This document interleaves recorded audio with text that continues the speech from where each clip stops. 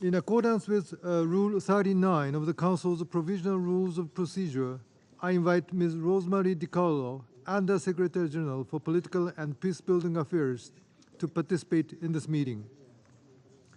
It is so decided.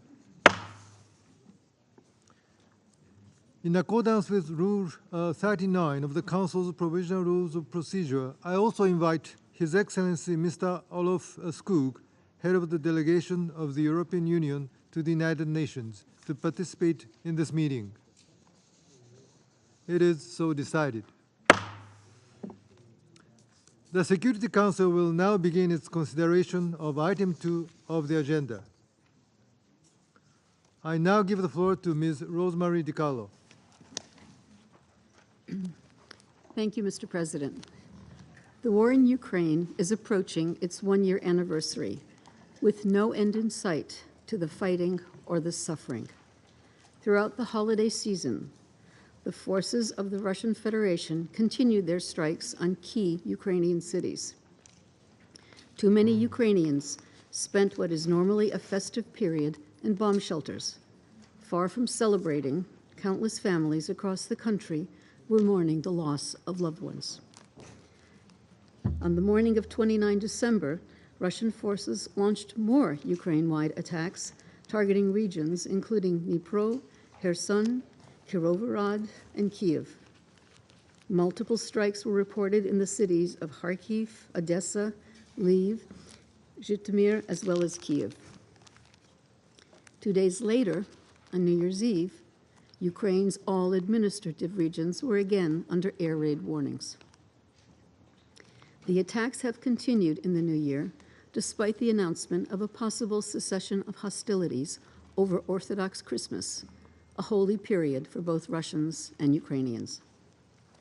On 6 January, an emergency worker was killed in an attack on a fire station in the city of Kherson. The next day, several regions in the east and south of Ukraine were shelled. Ground fighting has intensified, especially in the Donetsk region. In areas of active hostilities, such as Balmut and Soledar, relentless battles, including street fighting, pose a great threat to the remaining civilian population. In Bakhmut alone, the Office of the High Commissioner for Human Rights has documented 22 civilians killed and 72 injured since early December.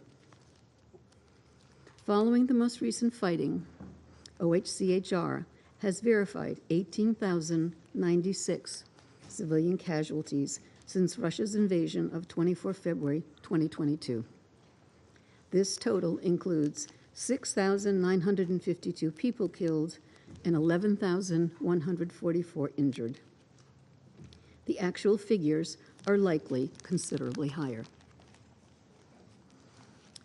Mr. President, the war has forced millions to flee their homes. We commend the generosity of the countries hosting some 7.9 million people who sought protection in Europe. We encourage further efforts to ensure equitable access to rights and services for refugees in national systems. In Ukraine, some 5.91 million people, 65% of them women and girls, are internally displaced. Fueling the displacement is the purposeful, systematic targeting of critical civilian infrastructure, including energy and healthcare facilities. Following a request from Ukraine to the Secretary General, the United Nations Development Program has launched a sector-specific damage assessment in collaboration with the World Bank. The assessment, which aims at identifying the most critical needs for restoration of damaged energy infrastructure, is currently underway, with 90% of the data collection completed. The number of recorded attacks on healthcare facilities last year was the highest in the world. There were 745 incidents as of 4 January. In the most affected regions in the east and south of the country, reportedly 15% of facilities are either partially or completely non-functional, and up to 50% in Donetsk, Zaporizhia, Mykolaiv, and Kharkiv. Mr. President, inevitably, the war is also leaving invisible scars. According to the World Health Organization, nearly a quarter of the population is reportedly at risk of developing a mental health condition because of this war. The destruction and closing of schools will also have a lasting impact on children and young people. An estimated 5.7 million school-aged children have been directly affected, including 3.6 million due to the closure of educational institutions early in the conflict. In recent months, aid organizations have continued efforts to expand life-saving operations to previously inaccessible areas, including in Kharkiv and Kherson regions. As of 5 January, humanitarian partners have provided food to almost 9 million people. The same number of people have received critical health care support across the country. Around 7.3 million people have been assisted with access to clean water and hygiene products. Over 3 million people uprooted by the war or those whose houses have been damaged have received emergency shelter or critical household items. In response to the energy crisis, humanitarian partners have distributed hundreds of generators to make sure critical services like hospitals and schools, as well as centers hosting those displaced, can continue operating. In all, since 24 February of last year, almost 14 million people have received assistance from over 740 partners. This includes 1 million people in areas not under the control of the government of Ukraine. But the humanitarian response is hampered by severe access constraints, particularly in areas in the east under Russian control. In line with international humanitarian law, parties must facilitate rapid and unimpeded passage of humanitarian relief for all civilians in need.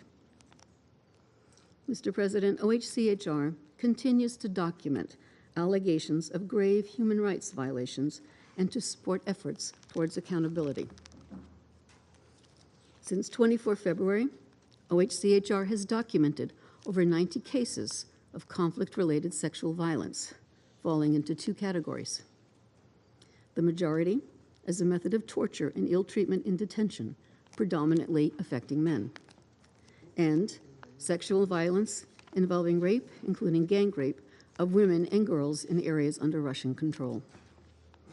It is imperative that all perpetrators of human rights violations are held accountable. And on the question of accountability, the Office of the Prosecutor of the International Criminal Court continues its work in Ukraine, where it has maintained a presence since May 2022. As the prosecutor has indicated in his briefings to the Council, the alleged targeting of civilian objects and the unlawful transfer and deportation of civilians, including children, from Ukraine to the Russian Federation are the investigative priorities of his office. Mr. President, on a positive note, we welcome the ongoing contacts and commitment of the parties to continue exchanges of prisoners of war, most recently on Sunday, involving 50 Ukrainian and 50 Russian captives. We're encouraged by the meeting hosted in Turkey on 11 January of Russian and Ukrainian ombudspersons on this issue. Despite the challenging context, the Black Sea Grain Initiative continues to make a difference, including by helping bring global food prices down. The Food and Agriculture Organization now reports a continued decline of its food price index. More than 17 million metric tons of foodstuffs have now been moved under the initiative, reaching or on their way to some 43 countries. Roughly 20% of this total is for countries categorized by the World Bank as low-income or lower middle-income economies. The United Nations also continues its engagement with all stakeholders to remove remaining obstacles to Russian food and fertilizer exports, including ammonia.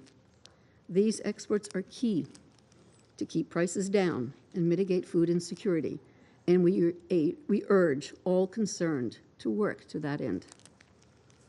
Mr. President, as the Secretary General has made clear, Russia's invasion of Ukraine is a violation of the Charter of the United Nations and of international law. It has created a humanitarian and human rights catastrophe, traumatized a generation of children, and accelerated the global food and energy crises. And yet, this grave damage could pale in comparison with the consequences of a prolonged conflict. I said at the outset of my statement that there is no sign of an end to the fighting. The logic that prevails is a military one, with very little, if any, room for dialogue right now. But all wars end, and so too will this one. Ukraine, Russia, the world cannot afford for this war to continue. The Secretary General is ready to assist the parties to end this senseless, unjustified conflict on the basis of the United Nations Charter and international law. Thank you, Mr. President. I thank Ms. DiCarlo for her briefing. I now give the floor to those council members who wish to make a statement. I give the floor to the representative of Albania. Thank you, Mr. President, and thank you, USG DiCarlo, for yet another in-depth briefing on the ongoing situation in Ukraine. Mr. President, colleagues, a year has passed and the situation in Ukraine is no different. 323 days of an ongoing and unjustified war have resulted in devastating damage to the population and the country's physical, economic, and human infrastructure. Thousands of civilians have been killed. Some 8 million have become refugees. A large part of the population is suffering from psychological trauma. Despite worldwide condemnation and rejection, despite the huge human toll in human lives, despite everything, Russia continues on the same course. Civilians and their families in Ukraine have and are enduring escalating devastation. Children continue to be killed, wounded and deeply traumatized by the violence all around them. Endless individual traumas tell the larger story. Take this story. Yaroslav, a 13-year-old boy, was waiting the new year with his family in Nadniprianske when their home came under Russian fire. Seriously wounded, he was taken to the hospital in Kherson.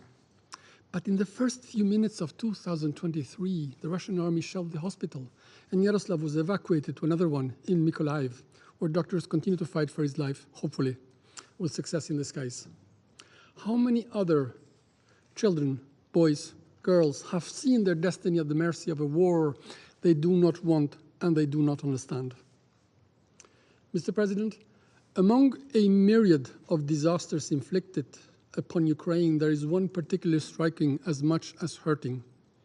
There are no more children left in Ukraine. And I'm not speaking about those who have been killed without getting to understand the world they were born in. I'm not speaking about those who were forced to leave everything behind to flee a war inflicted by those claiming to be their brothers. And I'm not speaking about those tens of thousands deported and given for adoption to strangers in Russia. No, I'm speaking about those premature adults of little age in Ukraine, those who have been forced to grow up years in months, those forced to face killing tanks and not play with soldiers' toys, those who cannot attend school because it has been destroyed, those who cannot sleep by fear of a missile falling on the roof, those who have no more tears left to cry their misery. Mr. President, since the very first day of this war, we and the absolute majority in this organization have made a fundamental distinction. Russia is the aggressor state. Ukraine is fighting to defend itself for survival. Russia is wrong and nothing can or will ever change this, and no propaganda machine has been able to alter it. Ukrainian army and people have defied all expectations.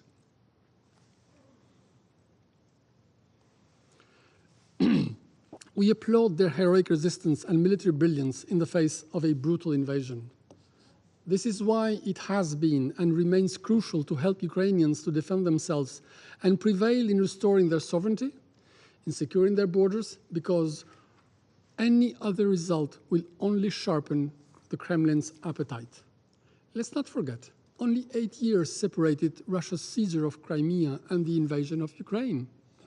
Those who believe being on a messianic mission to restore falling empires will not stop if they are not stopped. They will just wait until the next move. The world needs Ukraine within its borders to save a world order from the current and future transgressors of commonly agreed rules. Ukraine has been able to show the world the strength of the right against the illusions of the might. In this conflict, it is the courage and resilience of Ukrainians that represent the hope for a life in peace for all of us. Mr. President, since February last year, the course of the war has forced multiple times Russia to define down its military goals. Russia abandoned the Kiev area because it was forced out. Kremlin officials declared that Russia is in Kherson forever, and then they were forced out. All the ground lost in 2022 has not resulted from any tactical retreat, but from outright defeat. The Kremlin has not changed its goals. It has been contained and stopped. This is why it is important to continue to support Ukraine by providing political, military, financial, and humanitarian support and assistance.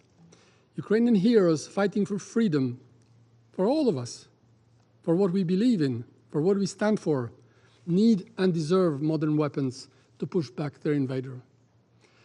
This is even more evident given the realities on the ground. Since months, we see more and more a war of rage, a bloodshed of proportions, a war of attrition. Solidar, as rightly recalled, pounded for months and where nothing is anymore standing, now resembles Mariupol. Let's not forget it. The footprint of an absolute insanity.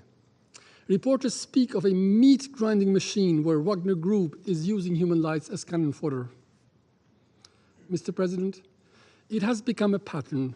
Every time Russia has been stalling and in difficulty on the ground, it has deliberately targeted critical infrastructure, in particular Ukraine's electricity distribution grid and power generation capacity. By the way, a blatant war crime, thanks also to the extensive use of the Iranian drones acquired illegally in breach of the Security Council Resolution 2231, and for which we are still waiting clarity from the Secretariat. It has tried to force Ukraine into submission. It has failed. Ukrainians may be without electricity, without water supply and heating, but they have a heart, a fighting heart for their country, for their freedom, for the right to be themselves. But let's not forget, sooner or later, those responsible for crimes committed will have to face their acts and pay for their actions. Mr. President, like every other war in history, this one will stop one day. It should not have started in the first place, but it is never late to stop it. Unrealistic and insincere calls for talks while wreaking havoc to the country, killing its civilians, and annexing its territories by force won't lead anywhere. The crimes committed against Ukrainian civilians, the rapes and murders, the scales of destruction, the sacrifices and the number of deaths, the persisting imperialist madness have not broken Ukraine, and we all know it. They only have strengthened the resolve of Ukrainians to defend themselves and bar the way to the aggressor. For any meaningful and credible diplomatic path to materialize, Russia must first withdraw its troops from the internationally recognized borders of Ukraine. This can lead to an outcome. And I thank you. I thank the representative of Albania for their statement. I now give the floor to the representative of the United States. Thank you, Mr. President. Undersecretary General DiCarlo, thank you for your briefing. Deputy Foreign Minister Zaparova, thank you for joining us today. On January 1st, as the rest of us were celebrating and welcoming the new year, the people of Ukraine endured 3 straight nights of Russian missiles and drone strikes against their cities. These attacks were barbaric. They destroyed systems that provide heat and light to the Ukrainian people during the coldest, darkest part of winter. They're not the actions of a country ready to give up on war. This new year offers us, along with our new colleagues on the Council, an opportunity to reflect on the last year. Let's start by reminding ourselves of the mandate of this body. The Security Council is the primary body responsible for the maintenance of international peace and security. That is a serious, solemn duty. The UN Charter and the peace it strives to achieve is in our hands. It's in our care. Last January, we feared this peace was at risk. 12 months ago, the United States first warned of troubling signs that Russia was planning a massive, full-scale invasion of Ukraine. As Russia amassed troops along the Ukrainian border, including in Belarus, we rang alarm bells and pursued every diplomatic avenue possible to prevent war. In January 2022, we convened urgent meetings, including at the OSCE, the NATO-Russia Council, and the bilateral U.S.-Russia Strategic Stability Dialogue. Our goal was for all sides to resolve their concerns through dialogue and diplomacy. But Russia chose a different path. President Putin chose to strike at the heart of the UN Charter. He chose war. At the exact moment, in fact, that we were working in this council to keep the peace. Today, we're all feeling the direct and spillover effects of this senseless war. For example, Russia's war in Ukraine has dramatically exacerbated the global food crisis. The World Food Program estimates that more than 345 million people are suffering from or at risk of acute food insecurity. Acute. That means they are in imminent danger of dying. 345 million people, that's more than double the amount in 2019. Russia's attacks and continued blocking of some Ukrainian ports have decreased Ukraine's food exports by approximately 30%. And we thank Turkey and the UN Secretary General for helping to broker the Black Sea Grain Initiative, which has been critical to feeding the world's hungry. But here's the truth.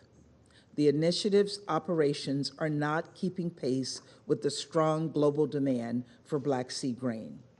Due to Russia's deliberate slowdown of inspections, dozens of ships are waiting to depart, and dozens more are waiting for inspections before they can bring their grain cargo to the world. This backlog means extra expense and extra delay for millions of tons of grain, a majority of which is destined for developing countries. The backlog means 2.5 million tons of grain are just sitting there waiting to move, and farmers in Ukraine are waiting to plant. Some ships have been waiting for over a month. Grain is moving at just half the rate of the pace back in September and October. The initiative should operate as it was envisioned, moving 5 million tons of food per month. The world's hungry deserve nothing less. Today, I'm asking members of the Council to join us in urging Russia to scale up cooperation immediately. As we work to contain the ripple effect of Russia's war, we must also be laser focused on the horrors happening in Ukraine on the ground. Last week, the New York Times detailed the harrowing accounts from the Ukrainian Prosecutor General's office of well-documented cases of sexual violence committed against women, men, and children by Russian Federation forces. I strongly encourage everyone at this table to listening here today to read this report. The details are too awful, too sickening for me to recount here today. Of course, we don't only have to rely on the New York Times. The UN's Independent International Commission of Inquiry has documented numerous reported cases of sexual violence and torture. Just as when we warned this council last January that Russia was planning a full-scale invasion of Ukraine, we also warned this council more recently that Iran and the DPRK plan to transfer prohibited materials to Russia. They have. Since August, Iran has transferred hundreds of UAVs to Russia in violation of UN Security Council Resolution 2231. Russia has been using these Iranian UAVs to strike Ukraine's energy infrastructure, depriving millions of Ukrainian civilians of electricity, heat, and critical services in the middle of winter. People in Ukraine today are suffering and dying as a result of Iran's support. We believe Iran is now considering the sale of hundreds of ballistic missiles to Russia, and also in violation of Council resolutions. We urge Iran to reverse course and not to take these steps. And we urge everyone who supports peace to ask Iran to do the same. Meanwhile, DPRK officials said publicly that they would not support Russia's war in Ukraine, but they have since delivered arms to the Wagner Group in direct violation of Security Council resolutions. Last month, DPRK delivered infantry rockets and missiles into Russia for use by Russian Federation-backed Wagner in violation of the Council's sanctions resolution. And we're concerned that the DPRK is planning to deliver more military equipment to Wagner. We condemn the DPRK's actions and urge the DPRK to cease these deliveries and come into compliance with the relevant Security Council resolutions. And once again, we encourage everyone to join us in that call. Mr. President, as we start this new year, the world is tired of war. The people of Ukraine who have suffered so much crave to return to a normal life. Now is the time for all countries to stand together and demand that Russia end this senseless war. We must come together in defense of the UN Charter and its most fundamental principles. We must come together to achieve a just and secure peace consistent with the Charter. And let us continue to do everything in our power to contain the ripple effects of Russia's actions, help those who are suffering both in Ukraine and outside its borders, and hold accountable everyone who violates international law and supports this illegal, immoral war. Thank you. I thank the representative of the United States for their statement. Now I give the floor to the representative of Ecuador. Gracias. Thank you very much, Mr. President. I'm grateful to Undersecretary General for Political and Peacebuilding Affairs, Rosemary DiCarlo, for her briefing. Since this is the first opportunity that my delegation has had to refer to this topic, a central topic on the agenda of the Security Council, I want to just stress that since the very beginning of the military aggression of Russia against Ukraine, Ecuador has condemned it unequivocally. This aggression against the sovereignty and territorial integrity of Ukraine is contrary to the principles of the United Nations Charter and to international law, and it has no place in an international order based on the rule of law, as stated by our Foreign Minister Holguin in the open debate in this Security Council yesterday. Now, pursuant to the principles of our foreign policy and remaining faithful to our vocation as a peace-loving nation, we do not recognize, nor will we ever recognize, the acquisition of territory by force. We'd like to express our support to the Secretary General Antonio Guterres for the efforts to achieve peace undertaken as part of one of the most complex challenges represented by this conflict and any other conflict that involves one of the permanent members of this council. Ecuador regrets, Mr. President, the partial application of Article 27.3 of the UN Charter. That is the article from which the veto is derived. But that article also establishes the obligation for the parties in a dispute to refrain, or rather to abstain from voting.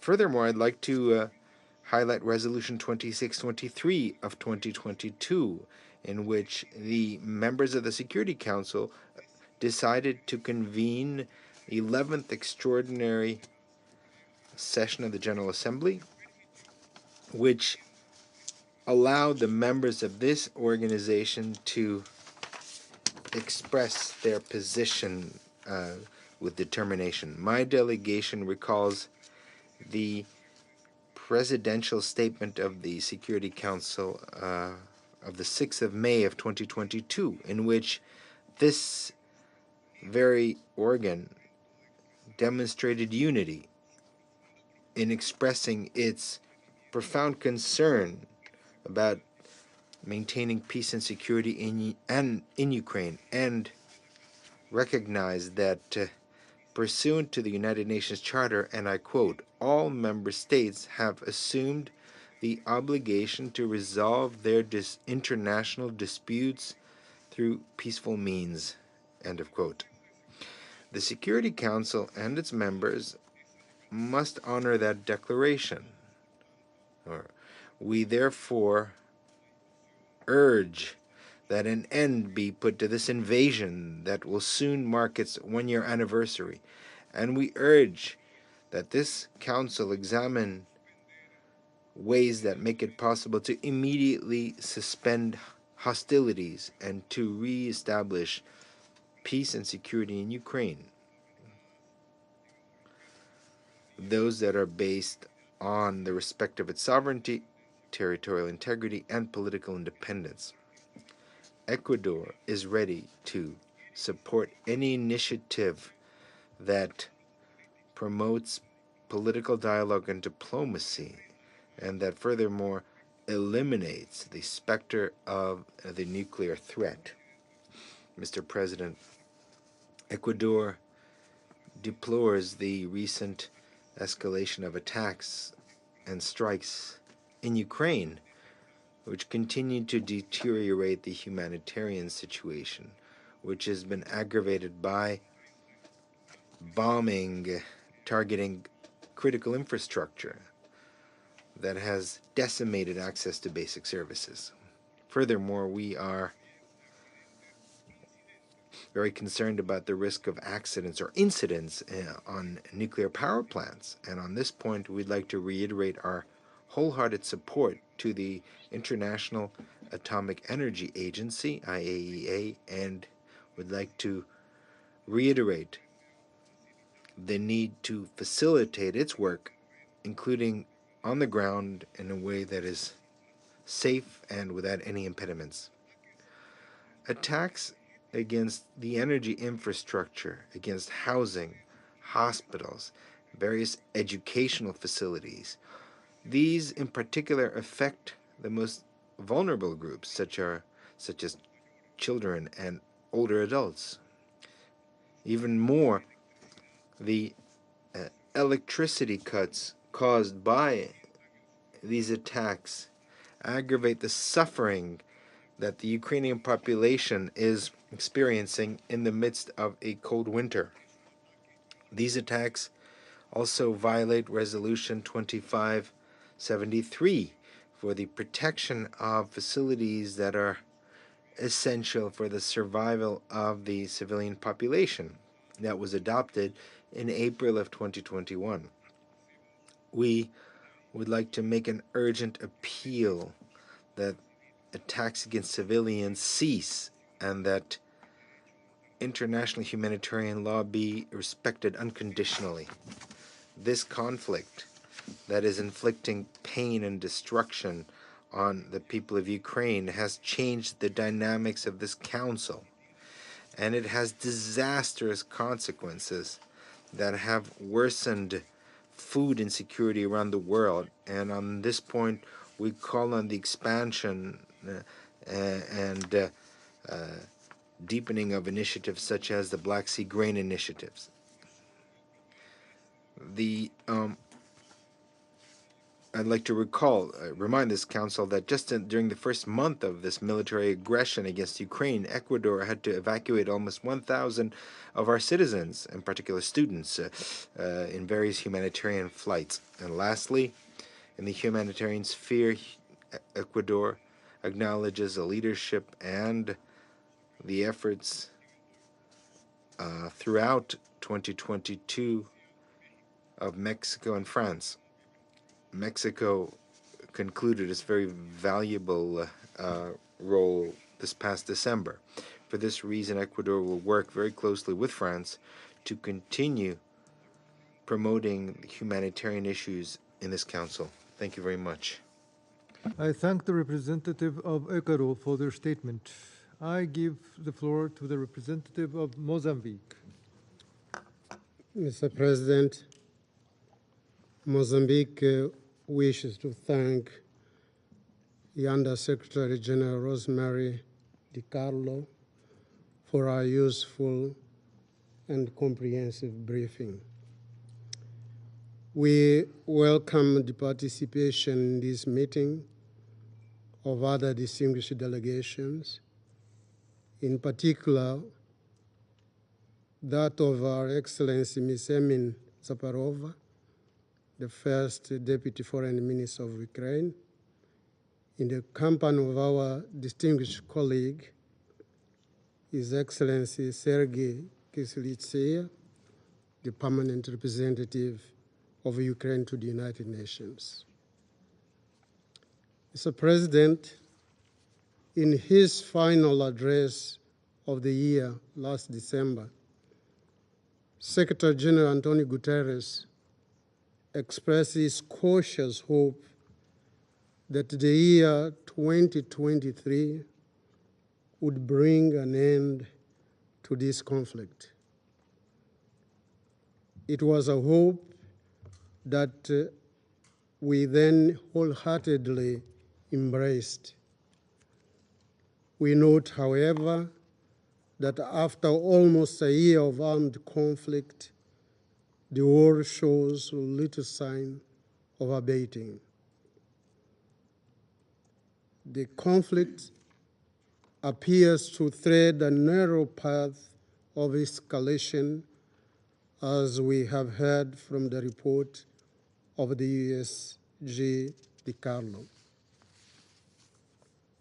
We are deeply concerned that Europe, a continent at the origin of two tragic world wars and the epicenter of a long Cold War, is again plunging the world into a gloomy situation of fear and food crisis. We are here to encourage that ways of a negotiated solution to the conflict be explored.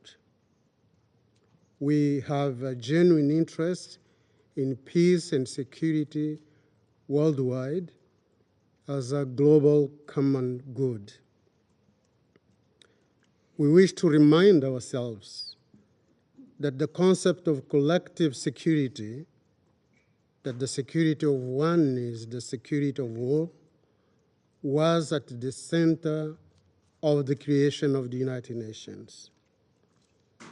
It is a concept enshrined in the Charter and cherished by all peace-loving nations. In this connection, we can only welcome the efforts of this body to address the issue. Mozambique holds the view that there should be an immediate cessation of hostilities and a return to direct negotiations between the belligerent parties. Those negotiations should be conducted in good faith by both parties in the spirit of the purposes and principles of the United Nations Charter. We defend that humanitarian work be given a high priority in accordance with the relevant rules of international humanitarian law and practices of humanity.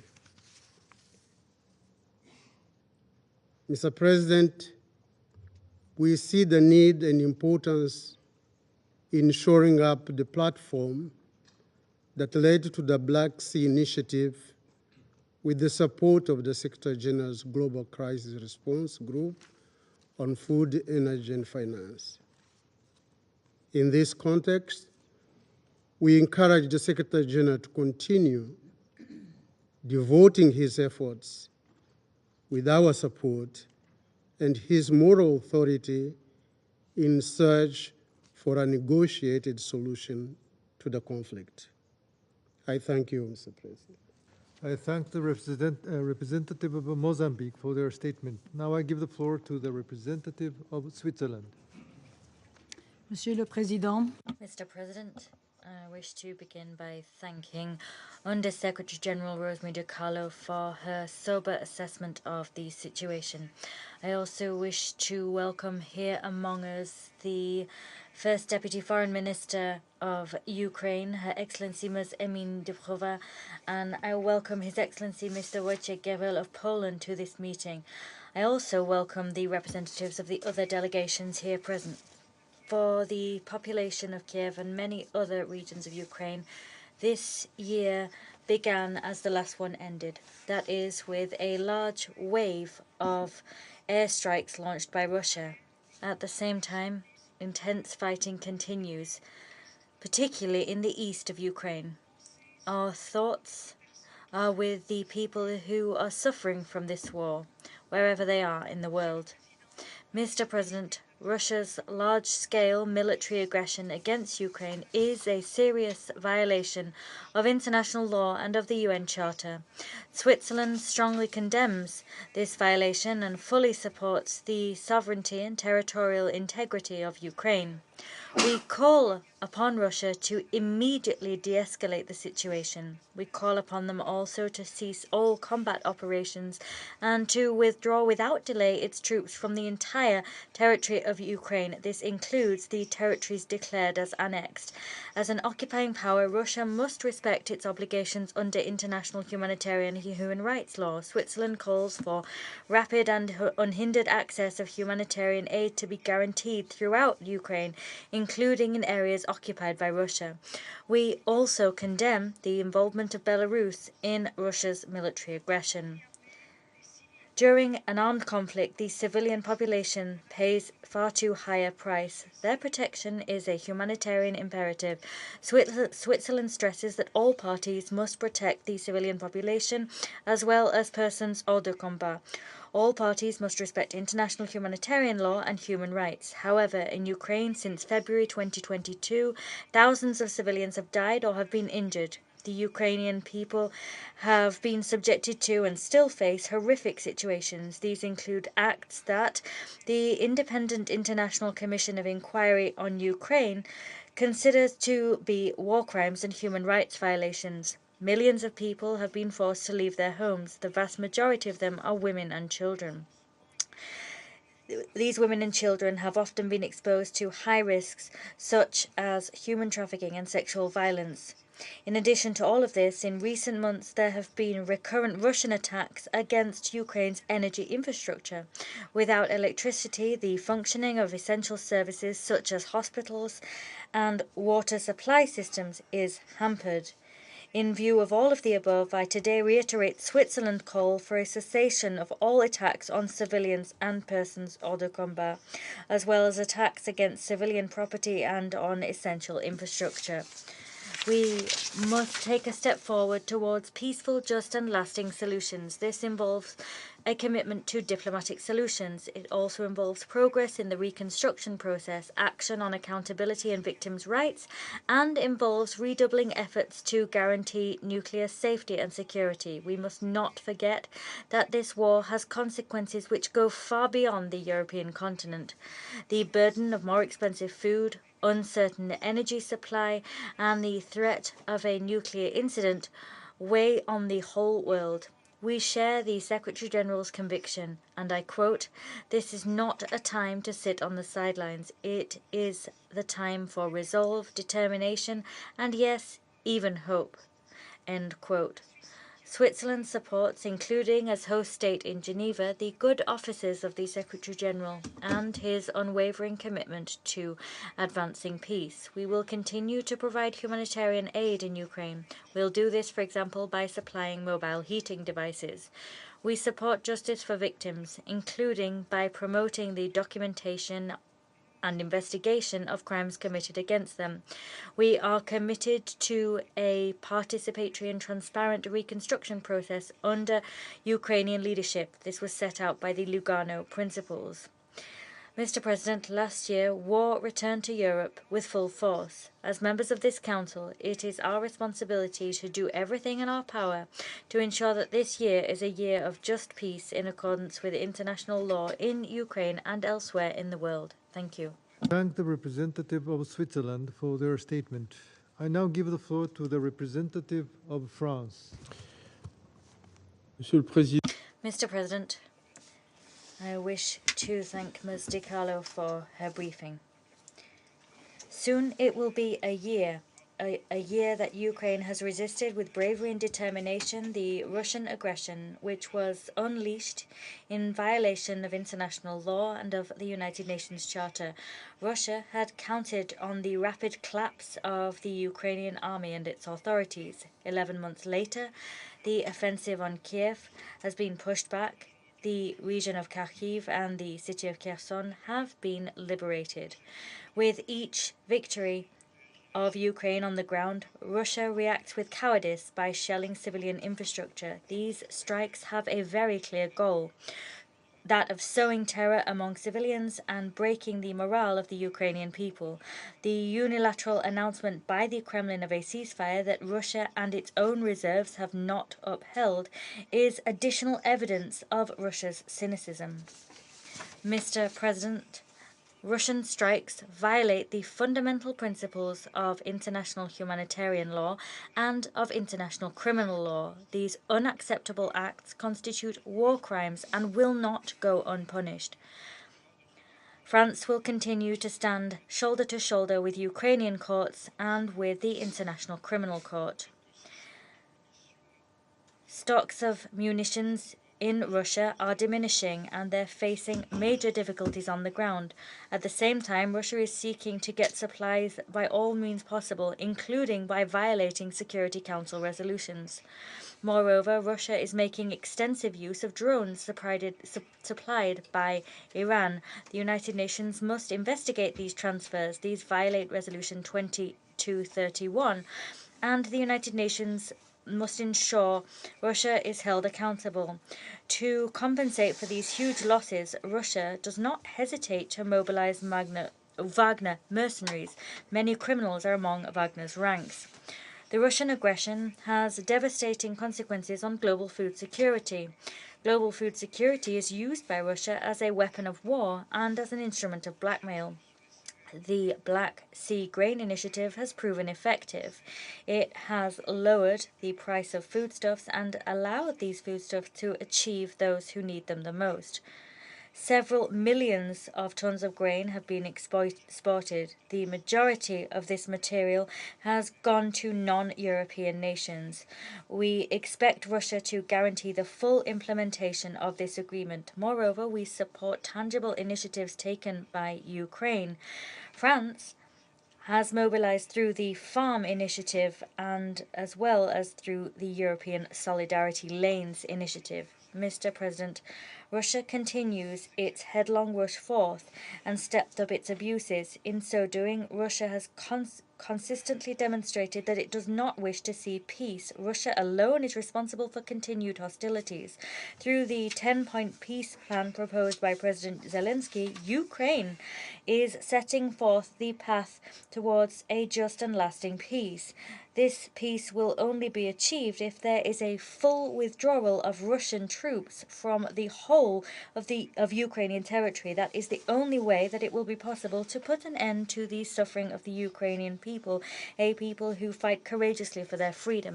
Against this backdrop, France will continue to provide the Ukrainian people with all necessary support for them to exercise their right to self-defense, and so that they can preserve their sovereignty, territorial integrity, and independence. I thank you. I thank the representative of France for their statement. I give the floor to the representative of China. 主席先生。 Mr. President, SG Guterres, in his New Year's message, stated that in 2023, we need peace, now more than ever. Helping Ukraine and the European region restore peace and stability is an unshakable responsibility of the international community, the Security Council in particular, and a goal that we should redouble our efforts to achieve in the new year. I wish to make the following 4 observations. First, to create conditions for dialogue and negotiations. The current situation in Ukraine is the result of the long-term accumulation and continuous evolution of deep-seated security imbalances in Europe. Only when parties concerned overcome their differences and sit down at the negotiation table can we find the fundamental solution to end the war and rebuild the European security architecture. The path of peace talks is not a smooth one, but as long as we do not give up our efforts and demonstrate political determination and wisdom, starting from little and practical things and gradually building up, the prospect of peace will always be within reach. The international community, in particular countries with major influence on the current situation, should encourage Russia and Ukraine to engage in dialogue and help open the door to a political solution to the crisis. Escalating sanctions or providing weapons will only make it more difficult to turn the situation around and may even provoke larger-scale confrontations, thus exacerbating and prolonging the conflict, which must be avoided at all costs. Second, to spare no effort in alleviating the humanitarian crisis. The ongoing conflict and the cold winter have added to the humanitarian needs. Many people have to face the daily reality of shelling, lack of water and electricity, and family separation while ushering in the new year. Parties to the conflict should effectively uphold international humanitarian law, take measures to protect civilians and the civilian infrastructure from attacks, and make every effort to reduce the humanitarian consequences of the conflict. Continued international humanitarian assistance is indispensable to help conflict-affected people survive the winter. It is imperative to help Ukraine repair damaged energy infrastructure as soon as possible so that people can survive the winter and a larger-scale humanitarian crisis can be avoided. Russia's 36-hour ceasefire over Orthodox Christmas allowed people to spend the holiday in peace and provided favorable conditions for the humanitarian agencies to deliver their supplies, which should be welcomed. We hope in future there will be more similar ceasefire initiatives so as to create conditions for a comprehensive ceasefire.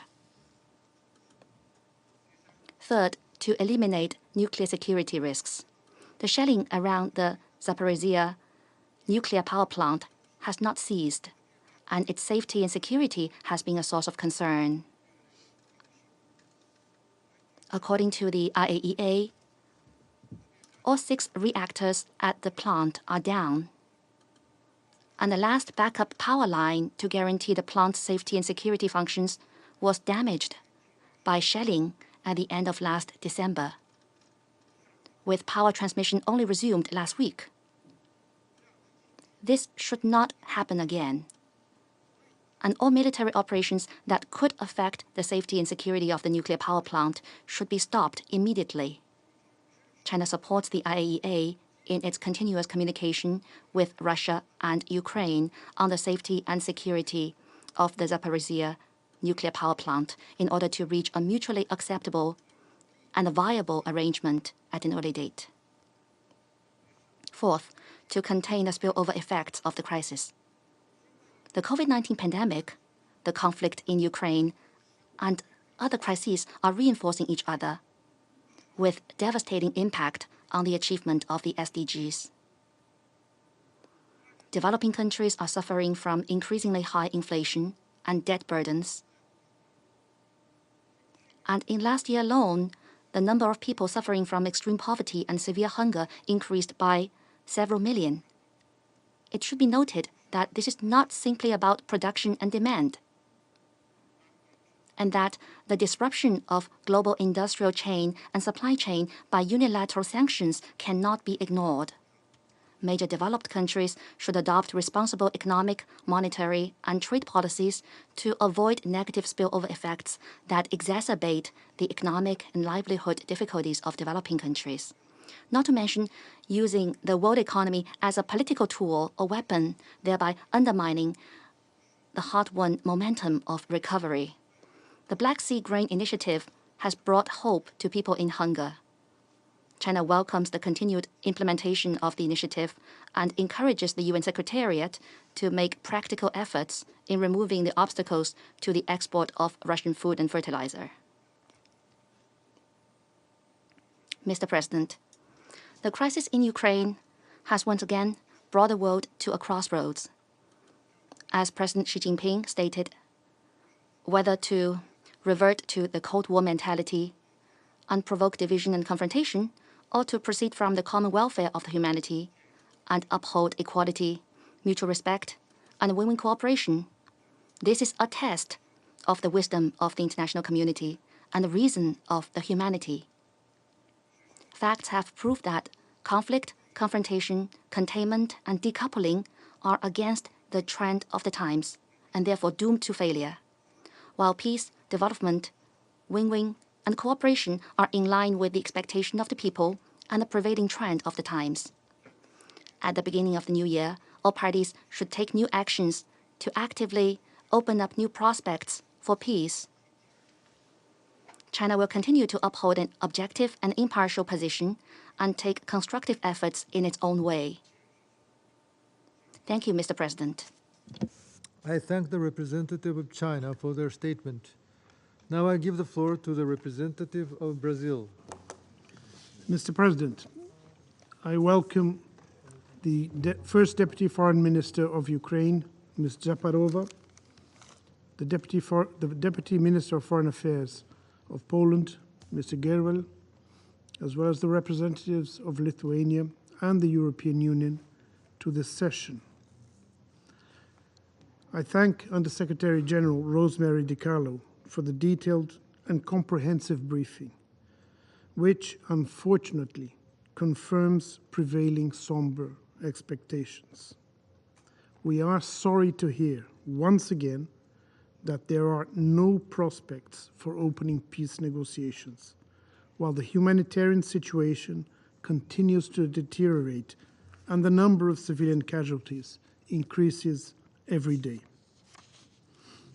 Brazil understands that initiatives such as the temporary ceasefire during Orthodox Christmas could pave the way for the resumption of dialogue.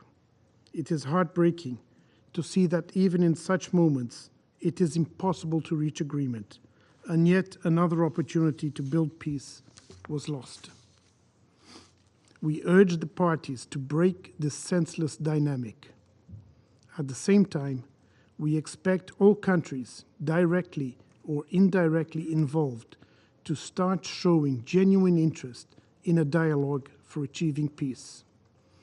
The exclusive pursuit of military solutions will inevitably stoke long-lasting resentments and a post-conflict situation of fragility and instability.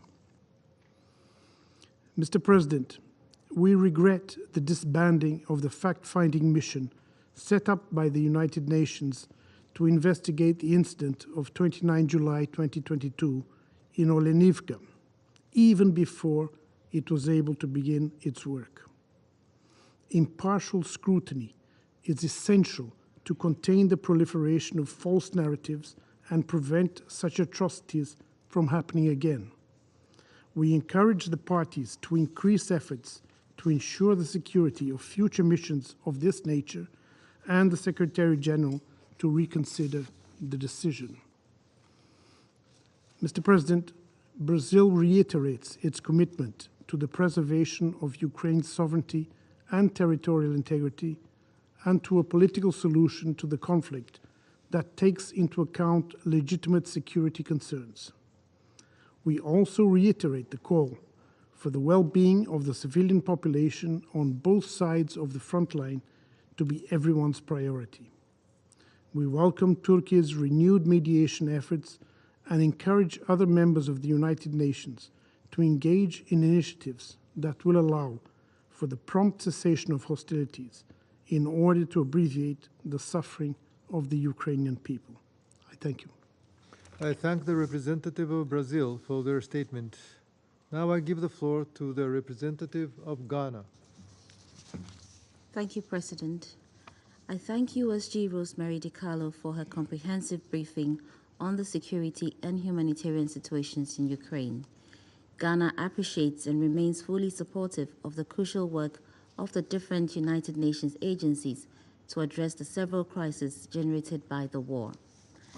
10 months of the Russian Federation's war on Ukraine has left many in fear of the great upheaval that lies ahead unless the war is brought to an end sooner rather than later. We remain deeply concerned that belligerency appears to prevail over a reasonable approach, requiring a move away from the battlefront and for the warring parties to resolve their dispute through dialogue.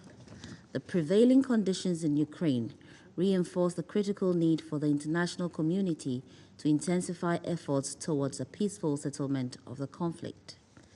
Despite the echoing calls by the members of this Council and the international community, the Russian Federation's actions have perpetuated a disregard for the prohibiting obligations of international law against the use of force as it engages in an intense fight to capture the city of Solidar and many other parts of the country. The multiple impacts of the war on the lives of the Ukrainians, especially women and children, are tragic to say the least. The destruction to civilian and critical energy infrastructure are monumental and require extensive resources to be restored where possible. We are particularly concerned by recent escalatory rhetoric and posturing which carry the risk of a possible spillover of hostilities and that could set the stage for a wider war marked by existing global geopolitical fissures. While Ukraine has been the center stage of combat, the war has also deepened tensions within the interstate relations of some of the most powerful nations and elicited responses ranging from the imposition of sanctions and military assistance to Ukraine. We must also note the continuing impact of the unfolding war on the world economy.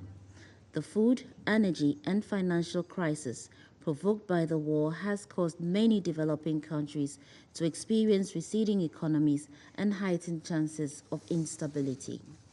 Mr. President, international peace and security are under threat from the ongoing war in Ukraine.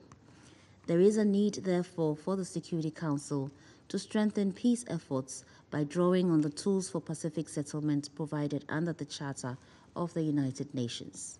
We are of the view that the Security Council must begin to consider a clear-cut process involving all the parties and all other relevant stakeholders.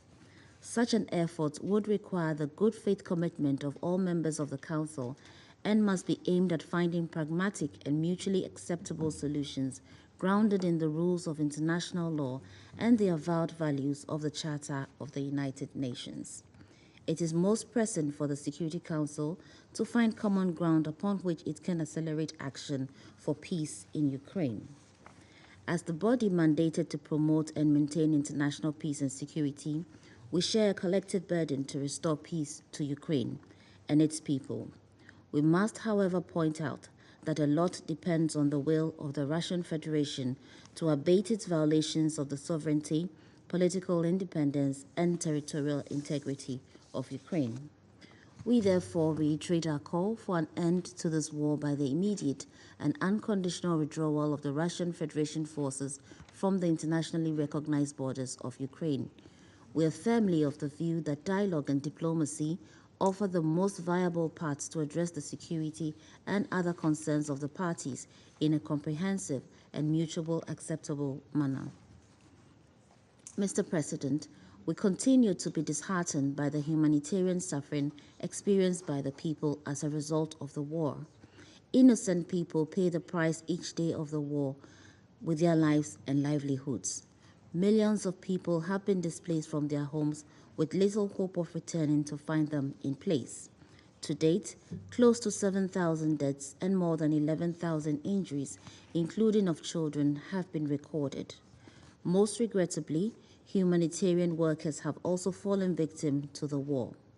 The deliberate attacks of civilians and humanitarian workers are unacceptable and constitute violations under international humanitarian law. We condemn all such action and call on the parties to comply with their international obligations and also to grant humanitarian access to all impacted areas. We condemn all abuses and violations of human rights arising from the war and reiterate our call for thorough, transparent, and independent investigations into all such reports. We note with regret that the United Nations fact-finding mission that was to investigate the killing of prisoners in Olenivka has had to be disbanded for safety reasons. Despite any setbacks, we must sustain our collective commitment to ensure accountability for all war crimes and to avoid impunity in Ukraine. In respect of safety, of nuclear safety and security, we wish to underscore the absolute importance for the parties to take preventive measures, including the delineation of a demilitarized zone around the Zaporizhzhia nuclear power plant, as well as other nuclear facilities in other parts of the country. We urge the International Atomic Energy Agency in its engagement with the parties also to address the concerns regarding the physical and mental well-being of the staff at the Zaporizhzhia power plant. Finally, Mr. President, let me express Ghana's unwavering support for the sovereignty, political independence, and territorial integrity of Ukraine. We stand in readiness to support the efforts of the Council and the wider international community in finding a comprehensive and lasting resolution of the conflict between the Russian Federation and Ukraine, and further to address the global challenges resulting from the war. I thank you for your kind attention. I thank the representative of Ghana for their statement. Now I give the floor to the representative of Russian Federation. Mr. President, well, to be frank, we don't really understand very well why today's meeting was convened. In order to hear a briefing by Madame DiCarlo, which was drawn up based on the so-called reliable information of that it was provided by so-called independent sources, so-called independent commission. What have we heard that's new from our Western colleagues that we haven't heard in various forms over the past year? The English writer William Thackeray, who's well known in our country, wrote a novel called Vanity Fair. Well, meetings on Ukraine, which have been convened by our former Western partners, increasingly recall a hypocrisy fair. And the hypocrisy of representatives of the collective West and the Kiev regime increasingly are taking on the oddest forms. For example, our Ukrainian neighbors, who just recently threatened us with terrible punishment and almost threatened to launch an offensive against Moscow, today have put on the garb of peacemakers. We felt that yesterday based on the statements of Madame Japarova, and prior to that based on the initiatives of her boss, Mr. Kuleba. Ukraine now is running around brandishing the idea of some sort of a peace summit, suggesting any way it can that it's Russia who doesn't want war. Clearly, this is merely an attempt to win sympathy among Western public, who is is increasingly asking inconvenient questions about where the money provided to Kyiv is going, and is surprised why Ukraine is rejecting any realistic mediation initiatives. At first glance, it seems there's the olive branch held out by Kyiv. What could be nobler? However, even with the most cursory examination, it becomes clear that behind this lovely facade, there's a rotten structure and even a hidden compartment. Kyiv does not try to hide that peace a la Ukraine is the capitulation of Russia, which must be endorsed by the international community. This is why Mr. Kuleba is promoting his propaganda peace stunt initiative, immediately specified that Russian participation in the so-called summit is not planned. Now, it's based on the same hypocritical and fundamentally flawed formula that the much vaunted Zelensky peace initiative is based on, that our Western colleagues outdid each other in praising. Anyone who believed even for a minute in the peaceful intentions of the Ukrainian dictator, I'd like to remind them that from the 30th of September, the very possibility of dialogue with our country was forbidden by Ukrainian legislation. By decree number 679, literally Ukraine, and I quote, noted the impossibility of conducting negotiations with President of the Russian Federation, Putin, end of quote. There's no other way to explain this legislative provocation other than the intention to continue fighting to the last Ukrainian. By the way, it's difficult to shed the impression that the Kiev regime and its most rabid sponsors have completely forgotten the meaning of the word peace. It's no accident that the European Union is financing arms deliveries to Kiev through the European Peace Fund, without even considering how abominable that sounds. Colleagues, Ukrainian authorities once again have shown their true and far from peaceful colors in March of 2022, when it withdrew its own realistic elements of a peace agreement which we were ready to discuss. Whether Kiev decided on this fateful step by itself or was heeding the instructions of its London, Washington, and Brussels sponsors is not so important now. What's most important is that precisely then, the Kiev regime, in spite of facts and common sense, embraced the illusion that with the increasing direct support of NATO, it could defeat Russia on the field of battle. Now, the Ukrainian dictator is still incapable of shedding this dangerous illusion, even though Western leaders have adopted a more sober view of the situation. As a result, Ukraine has, in essence, become a NATO private military enterprise. It gets money, is supplied with weapons and intelligence information. It's told what to target and who to attack.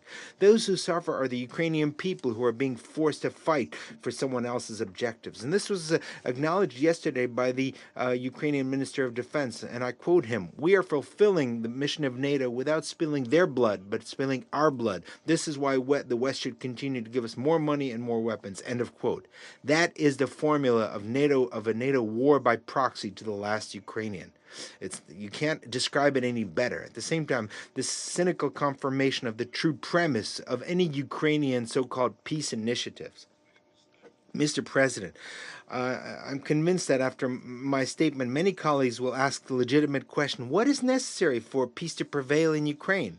This is a legitimate question, especially in conditions when the Kiev regime and its Western sponsors are trying to present this situation as though the goal of the special military operation in Ukraine is to destroy Ukraine as a state, almost to de-Ukrainize Ukraine as it and forced Russification. We have never set such goals. It's important to understand that we are waging war not with the Ukrainian people, but with the criminal nationalist regime which came to power in 2014 as a result of a anti-constitutional coup supported by the West, proclaimed a policy of de-Russifying Ukraine and glorifying Nazi collaborators. The result of this criminal policy was an 8-year-long war against the inhabitants of Donbass, who did not want to submit to the government. The main goal of the special military operation was to end that 8-year-old war. For the inhabitants of the Donetsk and Lugansk People's Republic, the war hasn't stopped for 8 years. As far as how the population of that region survived under the shelling then and now, and what the people of the Donbass wanted, and how they tried to achieve that, well, we intend to tell everyone about that next Friday under an ARIA formula meeting. We think that for all states, and first and foremost new members of the Council, and those interested, it will be useful to get a first-hand account based on the testimony of witnesses and foreign observers and journalists who were there. Now, everything in Ukraine could have concluded differently if Kiev had implemented the resolution, the Minsk agreements endorsed by the UN resolution. However, this did not fit with the plans of Zelensky or its predecessors, and thanks to the revelations from Chancellor Merkel and President Hollande, it did not fit in the plans of its guarantors, France and Germany. Furthermore, we learned that the Minsk process was just a cover for the West, behind which it was arming Ukraine in order to push it into a conflict with Russia. With the beginning of this special military operation, the goal is to ensure that no threat will emanate from the Ukrainian territory for Russia, and the discrimination of the Russian speaking population will end. If this can be achieved through peaceful negotiations, we're ready to engage. If not, we will achieve it through military means. To date, though, neither the Kiev regime nor its Western sponsors have drawn the necessary conclusions about this disaster. Further, even worse, in Ukraine, with the tolerance of the collective West, the Zelensky regime has become an authoritarian dictatorship, which in itself is a significant obstacle to peace. More recently, in addition to persecuting dissidents and leaders of the opposition, we've seen an attempt to destroy the only canonical church in Ukraine, the Ukrainian Orthodox Church.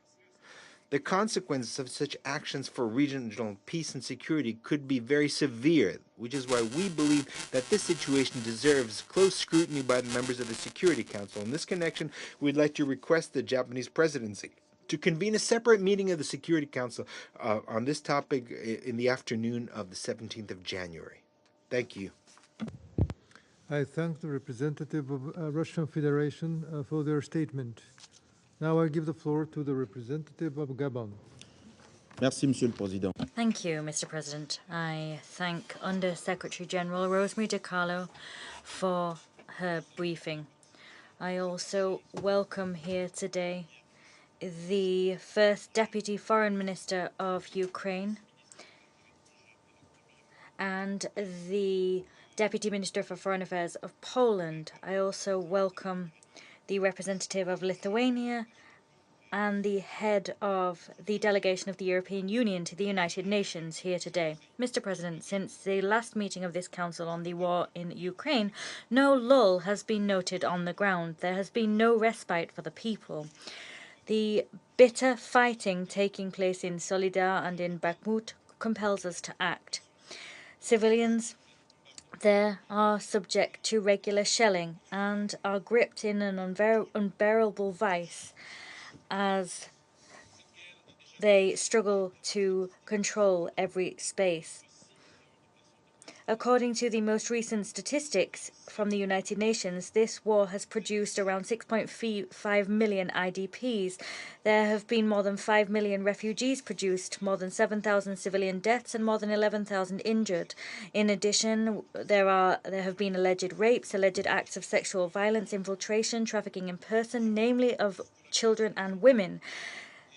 Children's education has been disrupted, and there have been consequences and trauma which go far beyond the boundaries of the conflict itself. The use of weapons of mass destruction, and in particular the use of drones and other explosive weapons with wide area effects, as well as the use of cluster munitions and anti-personnel mines, has served greatly to swell the toll of the war in Ukraine. Many attacks have targeted energy infrastructure, health infrastructure, water supply infrastructure, and there have been direct attacks on civilians. Such attacks have forced civilians to flee, to escape danger, and these attacks have also made it more difficult to distribute humanitarian aid to the millions of people in need.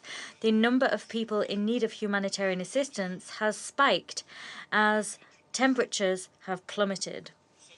We hail the remarkable work of the humanitarian organizations present in Ukraine and present in refugee host countries. Their work has been invaluable in providing aid as well as food, cash, medical care, electric generators, drinking water, and other basic services. Once again, we call upon the warring parties to uphold their commitments. Under international humanitarian law, we call upon them to refrain from using weapons whose indiscriminate effects inflict atrocious suffering on civilians. Mr. President, as we approach the critical juncture of 12 months of tireless war, it would seem that the rhetoric of the all-out use of weapons is prevailing everywhere, and that heralds fighting which is even more intense. Everything points to the fact that this coming spring will be, as this winter has been, a season of increasingly violent offensive.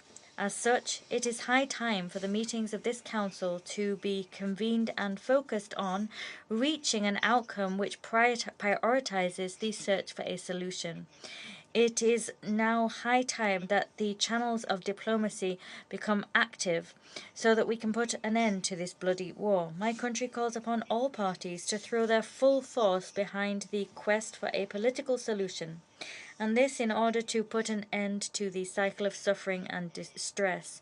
We must ensure that dialogue and diplomacy prevail to put an end to the war in Ukraine. Thank you. The representative of Gabon for their statement. I now give the floor to the representative of Malta. Thank you, President.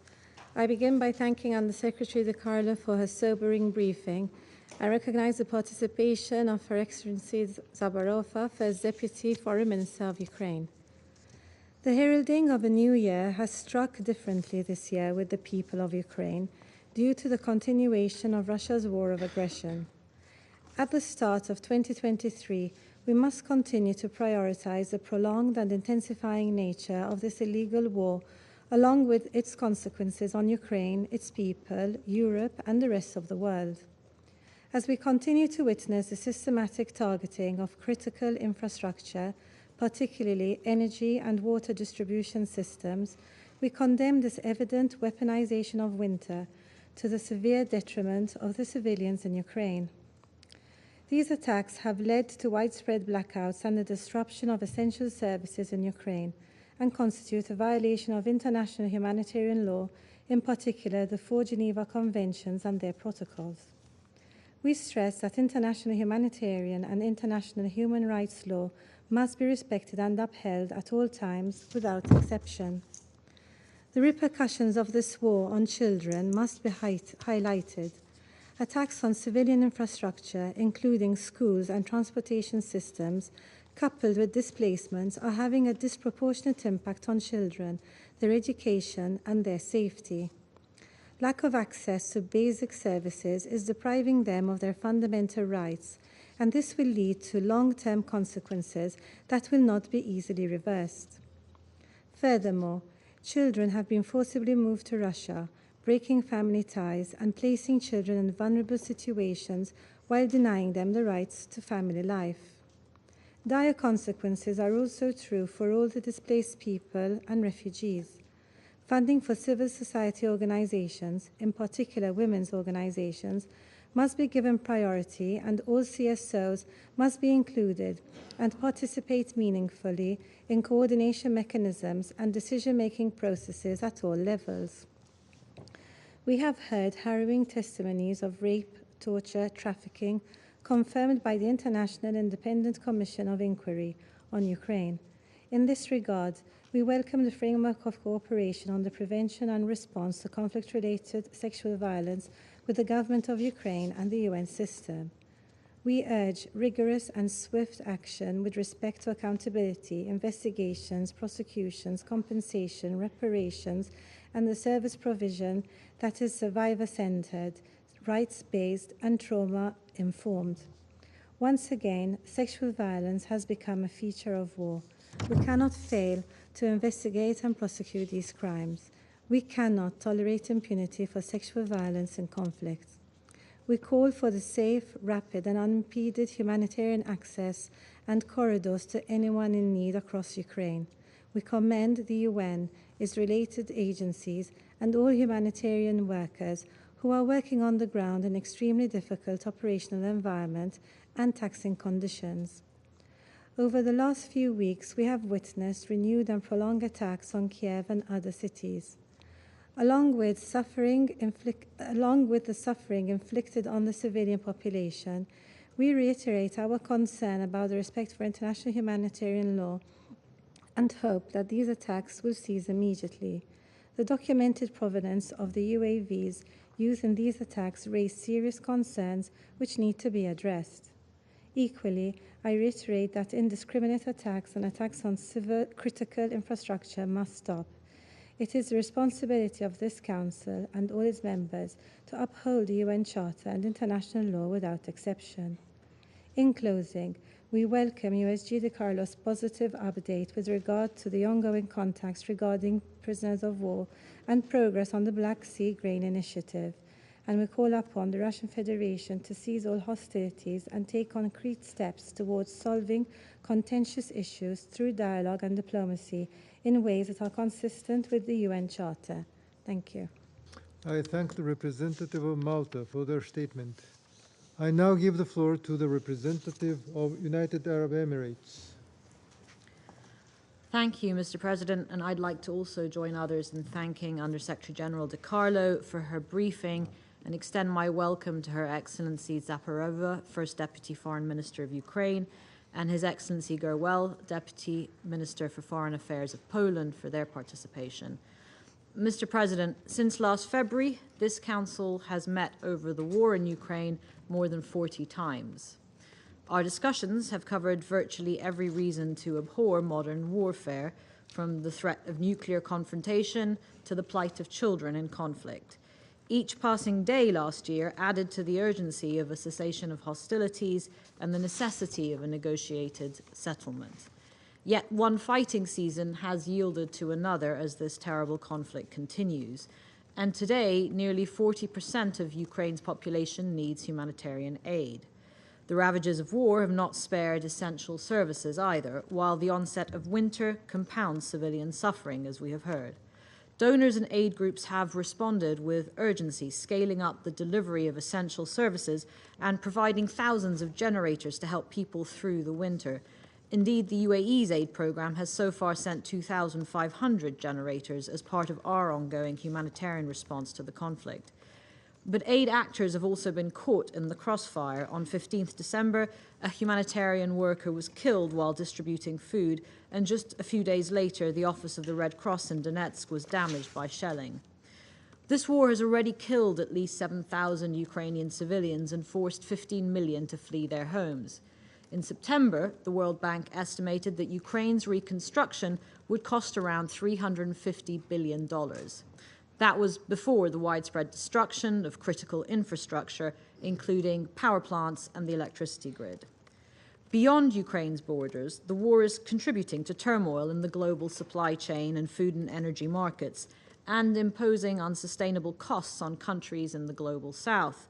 For low-income developing states, the conflict added to an already difficult post-pandemic global economy, with rising prices and interest rates and significant inflationary pressures. Nearly 60% of these countries now face a debt crisis.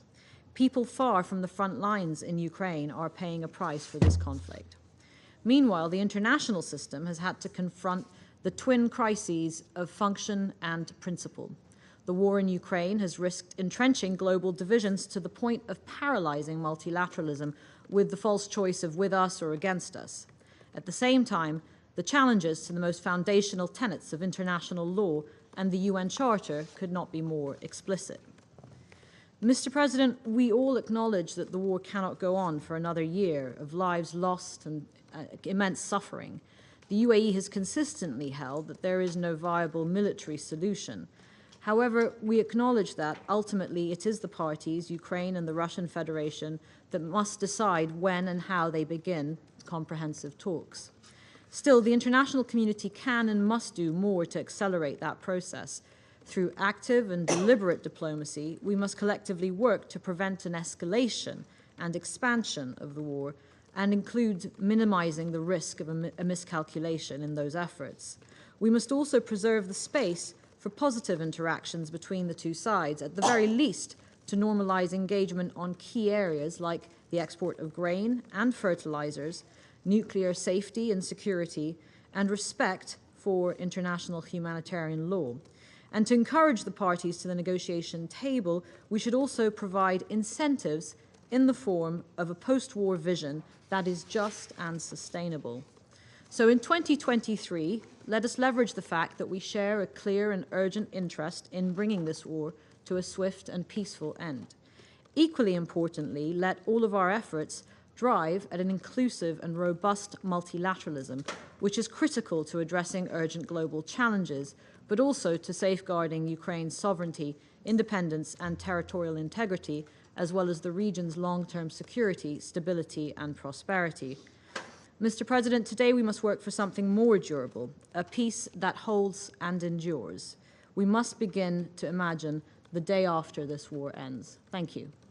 I thank the representative of United Arab Emirates for their statement. Now I give the floor to the representative of United Kingdom. Thank you, President, and I join others in thanking Under-Secretary General Di Carlo for her briefing and welcoming among us Her Excellency Japarova, the First Deputy Foreign Minister, and His Excellency Gerwel, Deputy Minister for Foreign Affairs. This is our first meeting on Russia's illegal invasion of Ukraine since the 9th of December last year. Many of us have spent the time since then resting, recuperating, celebrating with family, and preparing for the new year. Russia has spent that time bombing civilians, attacking Ukraine's critical infrastructure, and attempting to seize Ukrainian territory, as it did for most of last year. Russia has continued to do this with the assistance of Belarus and using weapons sourced from Iran and North Korea in violation of Security Council resolutions and with utter contempt for this council. President, millions of Ukrainians spent the holiday period sheltering from missile and drone attacks, sitting in the dark and the cold, and living as refugees, displaced persons, and prisoners, many of them thousands of miles away from their homes, families, and loved ones.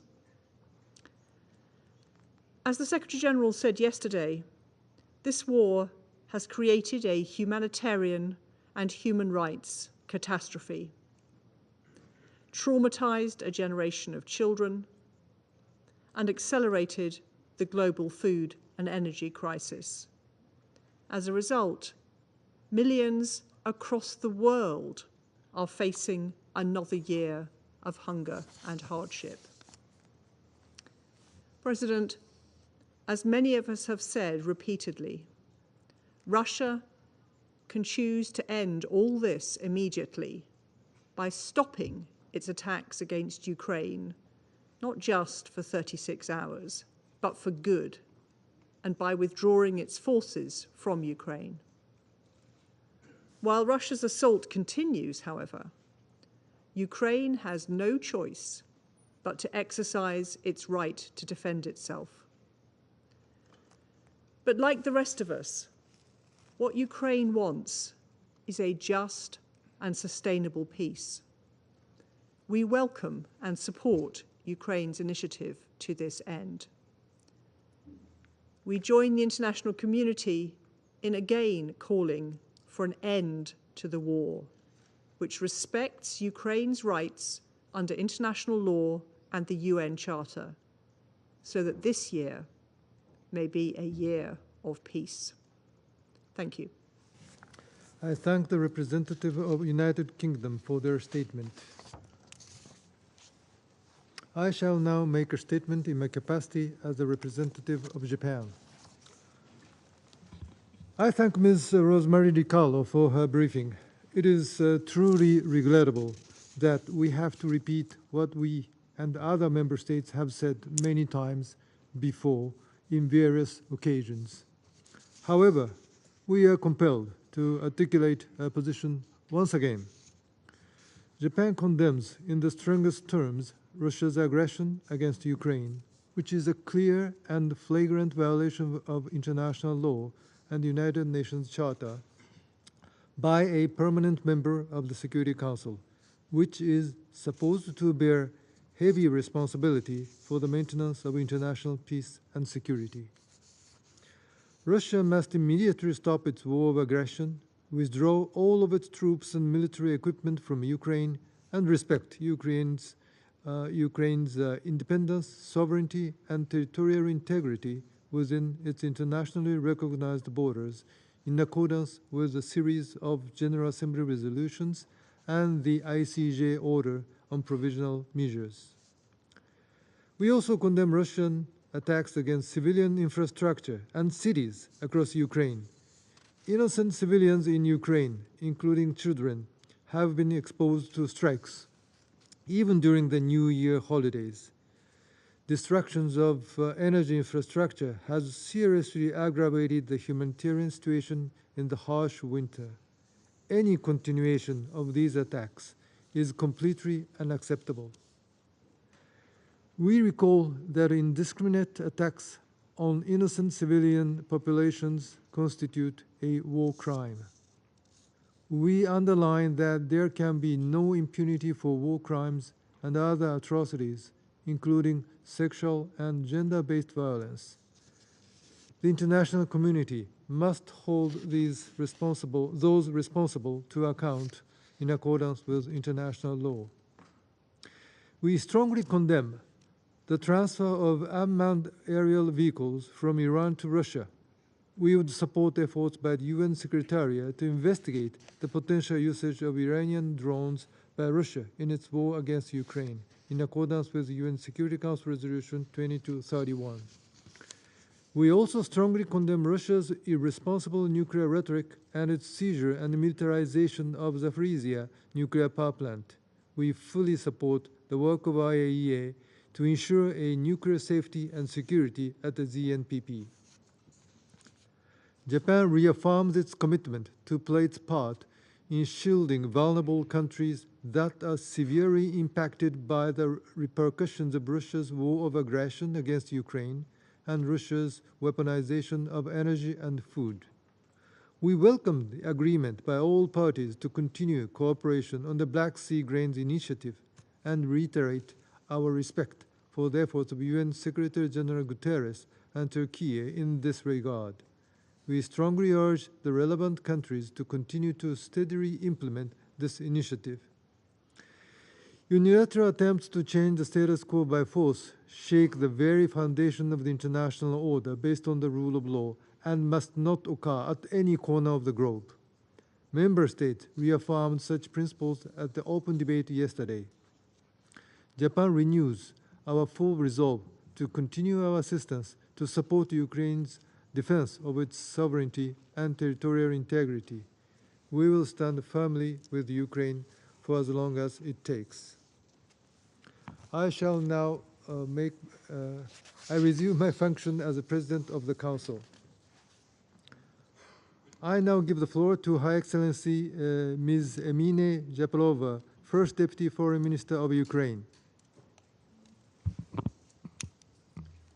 Mr. President, distinguished members of the Security Council, and the Secretary General Di Carlo, dear friends, dear colleagues, I would like to start with the words of my huge personal appreciation to all of you who express support to Ukraine in our fight for the existence. And not only in our fight for the existence, but also for the existence of the whole world that is based on rules and order, international law, respect for the very fundamental things that we know, like territorial integrity and sovereignty, and finally, respect for the human dignity and freedom. I regret that the evil's messenger is still here, in the seat of the permanent member of the UN Security Council, the seat of the Soviet Union. These representatives constantly poison the discussion held here and cynically lie to all of us. I reiterate what the delegation of my country has already pointed out, that the legal grounds for such a presence are more than dubious, if not absent. Mr. President, dear colleagues, since the last Council meeting on the Russian war against Ukraine, the situation on the ground has further deteriorated. Active front line with Russia is more than 1,500 kilometers, while the total combat line is almost 4,000 kilometers. Ukraine has been turned into the world's largest minefield of 175,000 square kilometers. The majority of Russian missile and drone attacks has been directed at civilian infrastructure, namely 62% of all strikes. Thousands of residential buildings, houses, schools, kindergartens, hospitals, museums, religious buildings, electricity grids, water grids, railway markets have been either destroyed or heavily damaged. Over 7 million of my compatriots, mostly women and children, have been roaming all around the globe, been separated from their homes and families. And more than other 7 million of Ukrainians have become IDPs, eternally displaced persons, and this is on the top of 1.5 million of IDPs since 2014, like myself, when I left my homeland, Crimea. Today, the battle for Donbass is at its height. The cities of Bakhmut and Solidar are now the major hotspots of the military action. What happens there surpasses the most horrific picture of world wars. There are ruins instead of residential buildings, emptiness and dead bodies instead of joyful crowd, charred tree trunks instead of forests, and moon-like surface instead of grain fields. Ladies and gentlemen, I think it's our shared responsibility to restore peace and justice, to make every provision of the UN Charter operational, to guarantee safe and prosperous future to our children, to our grandchildren, and all generations to come. It is our historic mission, and it's the momentum where we live all together. My president, Volodymyr Zelensky, has initiated Peace Formula to meet the pressing challenges of the world. It consists of 10 points that are able to bring back security and justice to Ukraine and the entire world. The formula is quite simple, and it's based on the purposes and principles of the UN Charter. As we all see, the Russia's war impacts the entire world because today our states and peoples are very much interconnected.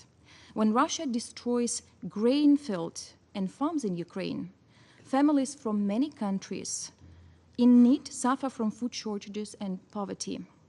Thus, our peace formula is aimed at ensuring security in all its dimensions: food security, radiation, nuclear safety, energy security, countering ecocide, and preventing repetition of the aggression. We all need to develop enhanced security guarantees to ensure that the tragedy will never repeat. We call on the responsible nations to facilitate and promote the Peace Formula Plan.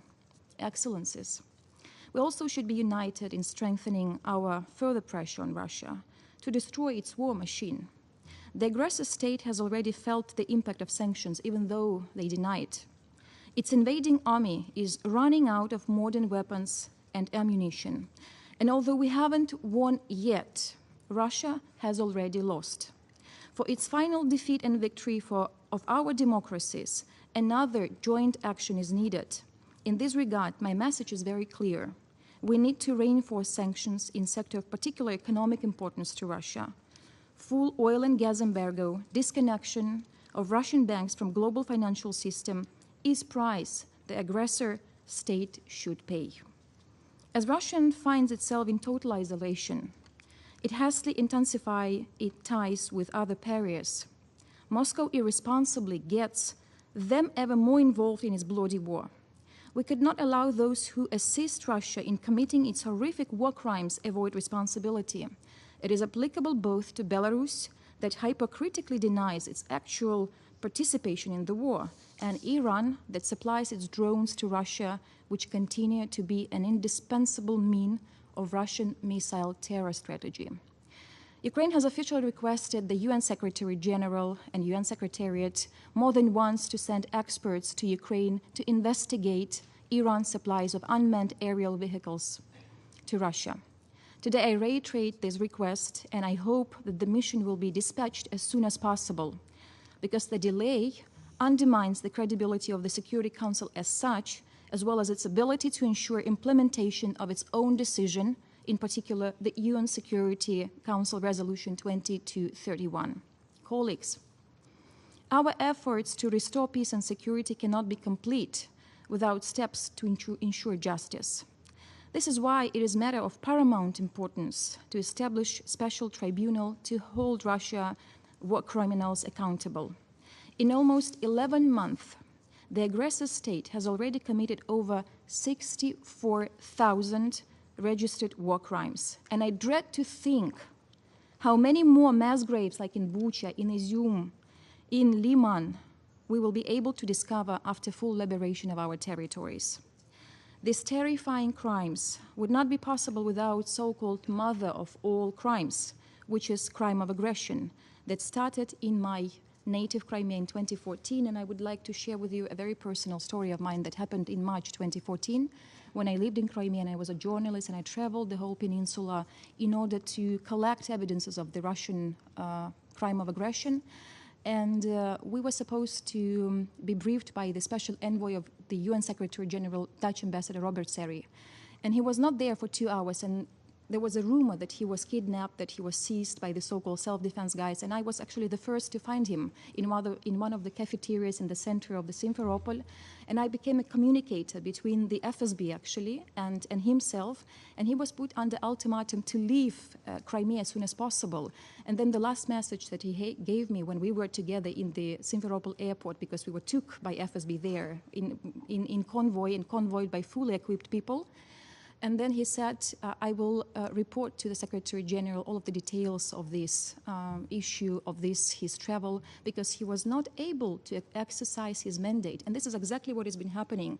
While Russia has been declaring its openness for any access of international delegations, monitoring missions like in Olenivka, they in fact do not and are not opened for monitoring because they are dreaming of hiding their own crimes. And we, of course, with Olenivka, as far as we gave all of the necessary guarantees to have an access and fact-finding mission, we regret that Russia failed to do so. The International Criminal Court in The Hague, which investigates Russian crimes against Ukraine, does not have sufficient jurisdiction and power for the prosecution of the Russian aggression. And thus we believe that the only way to restore justice is the establishment of this international mechanism or special tribunal. Your support of the respective resolution is a sign of hope for every single Ukrainian whose life was dramatically affected by Russia's war. Ladies and gentlemen, my next point is dedicated to defense assistance and weapon. Air defense systems are still a top priority as Russia keeps its missile terror all across Ukraine. As a result, almost half of our energy infrastructure is damaged. Millions of Ukrainians have to spend their evenings and nights by candlelight because they have no electricity. For its part, Ukraine, even being under unprecedented attack, keeps to share not only values and dignity, but also something very practical, like, for example, the initiative Grain from Ukraine, and I thank to the UN and a number of our partners for supporting this humanitarian initiative of my president. It is clear that there is no room for compromise with evil, because if Ukraine stops fighting, it will die. The war as we know it will die. If Russia stops its aggression, the war will end. It is as simple as that. However, even after the victory, there will be many challenges to address. According to the latest estimates that we have, the total amount of damage caused by Ukraine's civil and critical infrastructure is more than $127 billion. The recovery of Ukraine will be one of the largest investment projects. Now Ukraine has become the biggest construction site in Europe that provides a wide range of multiple opportunities for international partners to implement the best practices in the sphere of engineering, construction, and transfer of technologies. The sooner Ukraine recovers, the sooner Ukraine could again fully focus as a reliable partner and active contributor on resolving the global challenges, such as climate change, food insecurity, poverty, conflicts, and many other that affect the daily life of hundreds of millions of people all around the world. Dear friends, everyday life of people in Ukraine today looks exactly as what the UN has committed to counter and overcome: war and insecurity, lack of access to basic things like water and electricity, poverty, and environmental degradation. For many in my country, and for many of you, life in my country might seem unimaginable, with cooking on firewood, saving water in plastic bottles to drink, to wash dishes, to flush the toilet, reading and making homework by the candlelight, making laundry in a basin, healthy walk instead of elevator into 20+ something floor, sleeping dressed in a coat, hat, and gloves, hiding from bombs in the shelters. And these are the problems for many vulnerable countries that the upcoming SDG summit, as well as the summit of the future, are supposed to address. And I could keep on reflecting on this medieval lifestyle in my country, but my big point is absolutely different. You could hardly find someone who complains. Everyone is like a Ukrainian soldier in the trench. We manifest dignity despite all threats and all, I would say, inconveniences. We live our lives with dignity, cherishing our unity and ability to resist, cheering up by words of love and support, sharing food and clothes and candles, mourning our heroes, rejoicing newborns. We became people, and we're happy to see people on the streets, and I feel happy when I am in the traffic jam. Can you imagine that one can be happy to be in a traffic jam? We are now becoming experts on generators, and the most common wish at the New Year Eve and Christmas Eve was the victory. The victory of Ukraine is not only the biggest wish of millions of my compatriots who stood against, I dare to say, neocolonialism and restoration of empire, and have been fighting for its independence with no fear anymore. It is the common goal for those who understand that if the bigger attacks smaller, no one in this room, and thus in your respective countries, can feel secured. However, we can make it secured by working together, shoulder to shoulder, hand to hand, heart to heart. We can make it. I thank you for your attention. I thank Her Excellency Ms. Zapalova for her statement. I give the floor to His Excellency Mr. Wojciech Gelwel, Deputy Minister for Foreign Affairs of Poland. Your Excellency, Mr. President, dear ministers, honorable delegates, Poland commends Japan for convening this important meeting. Let me express my appreciation to Your Excellency, Mr. President, for your statement, and to Undersecretary General Rosemary DiCarlo for her briefing and valuable insights. Thank you to Your Excellency Emin Japarova for your statement, or for your testimony about the dignity of the Ukrainian people, which you so eloquently evoke. Mr. President, with each and every day of its aggression against Ukraine, Russia is breaking the most basic rules and principles of international law enshrined in the UN Charter and other historic documents. We are obliged to repeat this plain fact over and over again, even though it falls on the aggressor's deaf ears. Today, I would like to make 3 points regarding the current situation in Ukraine. First, I wish to assure you that Poland will continue to act as the assistance hub for Ukraine as long as it is necessary. We have been proud to offer our goodwill services to Ukraine and Ukrainians from day one of the Russian invasion. In addition to offering shelter to millions of Ukrainian refugees, Poland keeps providing and facilitating transfers of multidimensional aid, as well as hosting several hundred humanitarian workers from over a dozen UN agencies and international organizations.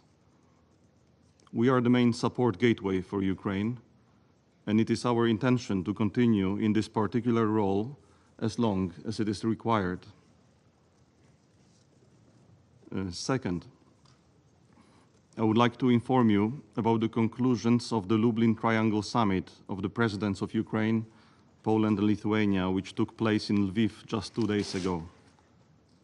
In their joint declaration, the three leaders underlined, among other things, their full support for the creation, in accordance with the principles of international law, of an ad hoc international tribunal for the crime of aggression committed by the Russian Federation against Ukraine.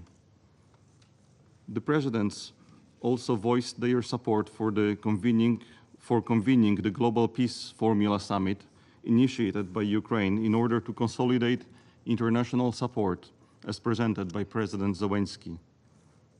Poland and Lithuania also reconfirmed their strong advocacy for Ukraine's Euro-Atlantic perspective. Mr. President, and last but not least, my final point is an appeal to the members of this Security Council and the whole international community. It is my duty to express in this chamber Poland's concern with the role of Belarus in the Kremlin's strategy regarding Ukraine. By now, we already know that Minsk is politically and practically supporting the Russian aggression. However, accelerating Russian military buildup in Belarus, including recently announced Russian-Belarusian military drills to take place between January 16th and February 1st, should ring additional alarm bells. I do not have to remind anybody here that the deployment of Russian troops and military equipment in Belarus just 12 months ago was a prelude to a full-scale invasion we have witnessed since February 24th, 2022. The concentration of troops in our region is a negative development which we notice. Therefore, we should make clear to Belarus that it can still reverse its course and make the right choice. Minsk has to be conscious that its further active involvement in the invasion will be met with firm response from the international community. Let us make every effort to prevent further escalation of the conflict and use all the available tools to establish a just peace Ukraine strives for. Thank you. I thank His Excellency Mr. Gelvel for his statement.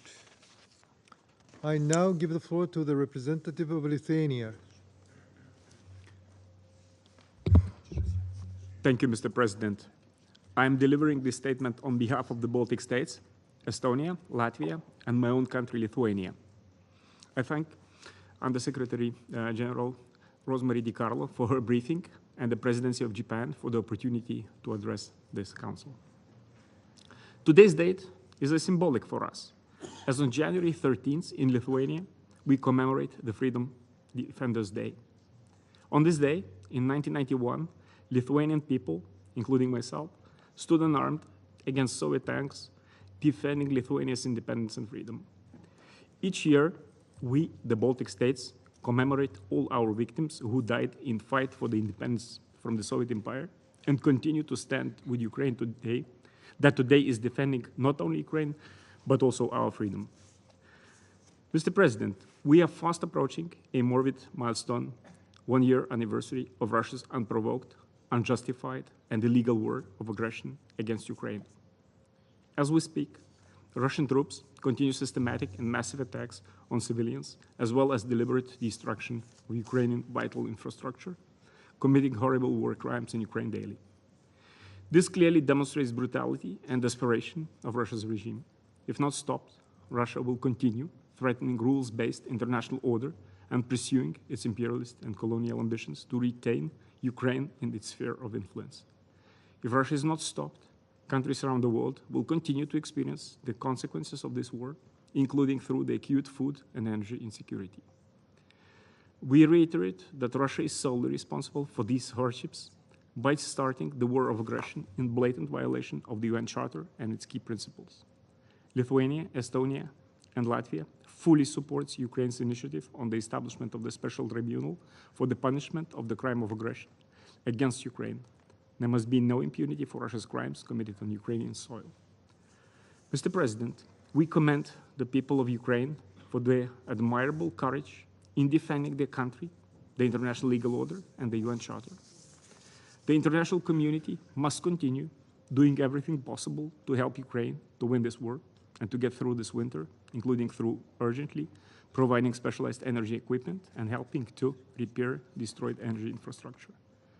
The Baltic states will continue to provide support to address the impact of Russia's systemic and deliberate attacks on Ukraine's energy sector, as well as other official assistance. Our countries are among the largest supporters of Ukraine per capita, together providing more than 1.3 billion euros in official assistance to Ukraine since February 2022, and that excluding private initiatives.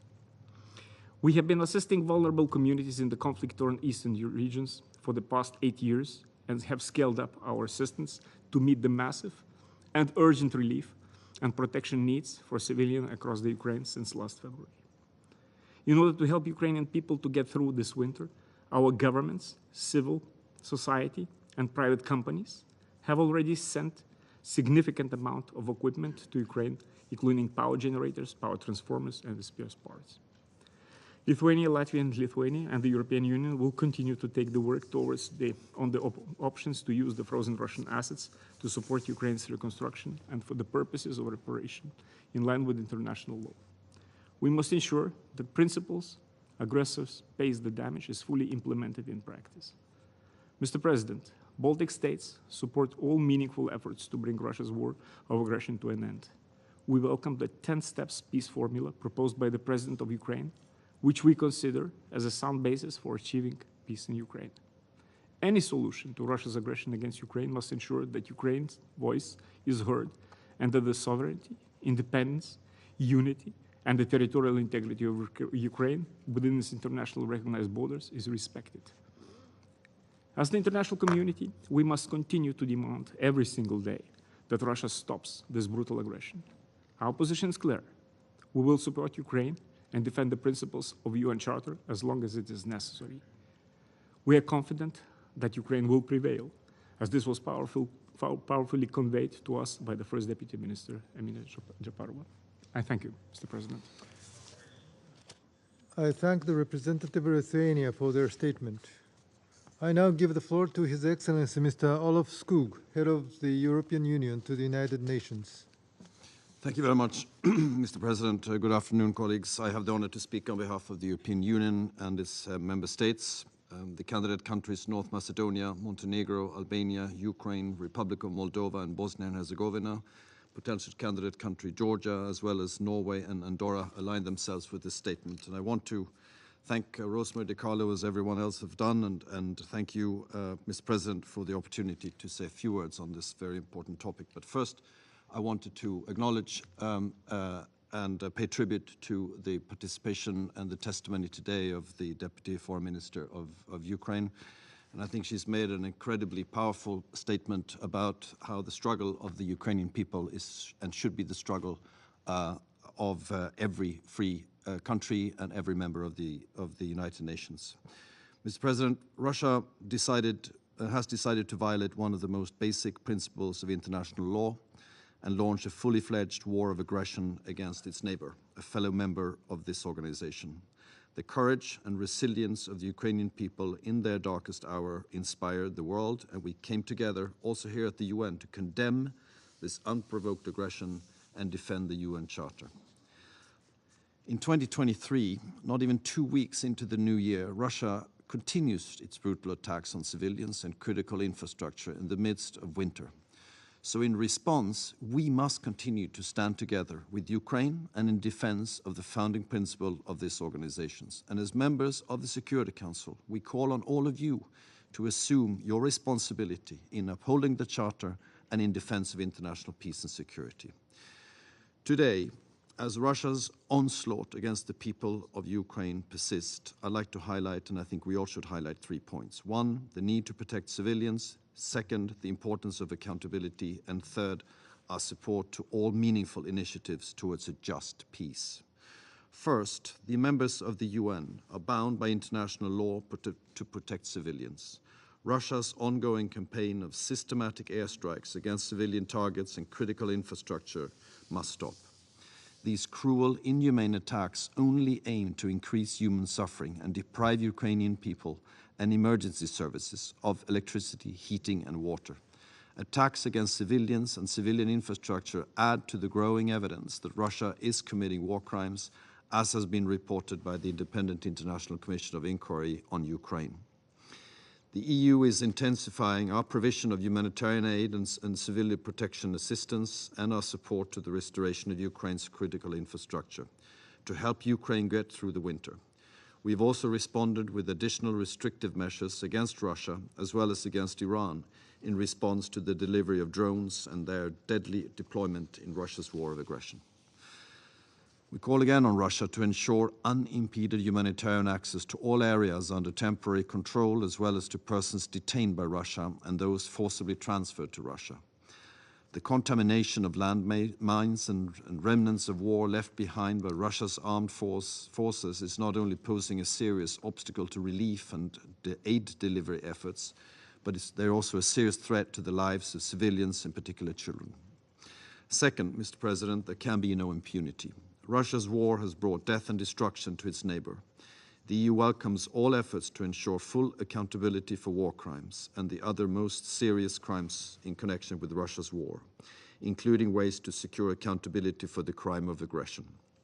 Russia must bear the legal consequences for all violations of international law, and accountability in its broadest sense must be ensured, including victims' rights to truth and reparations, as well as guarantees of non-repetition. We support the investigations by the prosecutor of the ICC. The EU has, and we reiterate the order of the International Court of Justice of March of last year for Russia to immediately suspend its military operations in Ukraine. We call on Russia to comply with this legally binding order, and we will continue to support Ukraine in the framework of the ICJ proceedings. Thirdly, we support all meaningful efforts to bring an end to Russia's war. The path to peace is for the aggressor to withdraw its troops and military equipment from the entire territory of Ukraine and respect its sovereignty and territorial integrity. We stand ready to support Ukraine's initiative for just peace. To date, Russia has not shown any genuine willingness for a fair and sustainable peace in line with this charter or the charter of this organization, nor of international law. Russian troops have continued their relentless airstrikes against civilians, using cold and hunger as weapons of war. It has blocked any meaningful action by this Security Council to react to all these crimes. Mr. President, in closing, I want to reaffirm for the EU its full support for Ukraine's independence, sovereignty, and territorial integrity. We will continue to stand with Ukraine and its people for as long as it takes. We will continue to increase the collective pressure, together with our international partners, on Russia to end its war of aggression and to withdraw its troops. And we will continue to be at the forefront of global efforts to address all the global consequences of this Russian aggression. And we count on the members of the Council to do the same. I thank you very much. I thank His Excellency Mr. Skoog for his statement. There are no more names inscribed on the list of speakers. The meeting is